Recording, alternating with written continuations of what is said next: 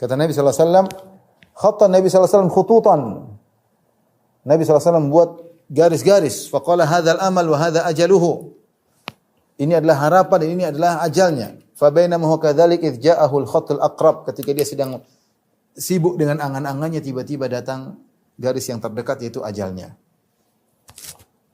Ya, sama hadis Ibnu Mas'ud dan Ibnu Anas bin Malik sama, cuma yang dalam lafal hadis Ibnu Mas'ud lebih detail. Perhatikan di sini. Di sini Rasulullah SAW menjelaskan bagaimana hakikat kita ini di dunia ini. Kita ini diliputi oleh ajal. Perhatikan. Kotak merah ajal manusia yang meliputi manusia. Kita nggak bisa keluar dari ajal kita. Ini sudah tercatat dalam Lauhil Mahfuz, ajal kamu sekian. Ini manusia, ajalnya sudah ada. Cuma lihat, angan-angannya, harapannya panjang, tidak pernah putus. Pingin ini, pingin anu, pingin ini, pingin. Subhanallah, orang kalau sudah bicara dunia, tidak akan pernah selesai. Cita-cita pingin ini, kecuali yang bertakwa. Kalau yang tidak bertakwa, amal harapannya tinggi, angan-angannya tinggi. Ingat ya, ini yang dicela adalah angan-angan dunia. Kalau angan-angan akhirat tidak jadi masalah.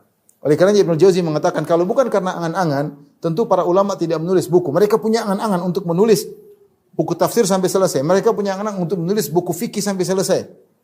Mereka punya angan. Bahkan di antara mereka ada yang setengah jalan meninggal dunia. Seperti An-Nawawi rahimahullah menulis kitab Al-Majmu' Syarh Al-Muhadzab, tidak selesai.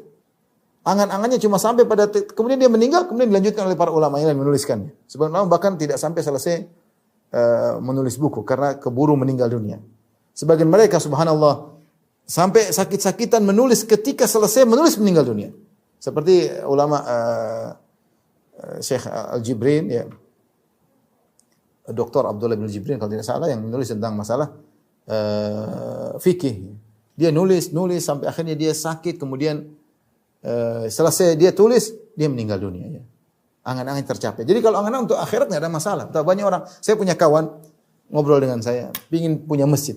Dengan perjuangan, dengan kumpulan uang bermiliar-miliar, kemudian dengan ini, dengan macam, baru saja diresmikan, kemudian tidak lama kemudian dia meninggal dunia. Angan-angan tercapai, ini tidak jadi masalah. Karena ini angan-angan sungguhnya adalah angan-angan akhirat.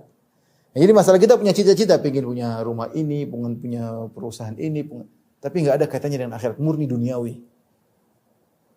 Ini masalah ya.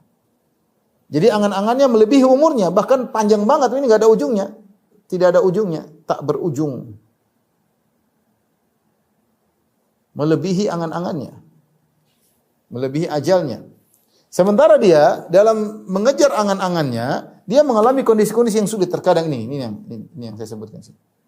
Ini kondisi-kondisi sulit ini ya akan dia alami. Mungkin terkadang dia sakit, akhirnya dia sembuh.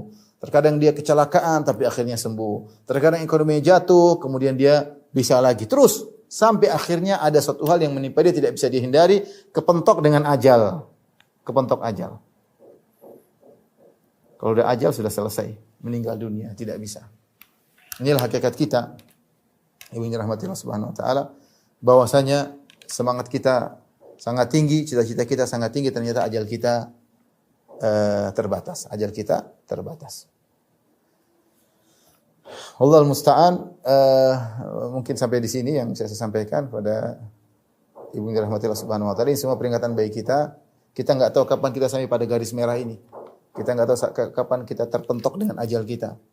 Ya, betapa banyak orang sehat walafiat tiba-tiba meninggal dunia. Lagi keluar jalan, keluar dari rumah tidak terbetik dalam benaknya 1% pun dia akan meninggal, tiba-tiba dia meninggal dunia ya.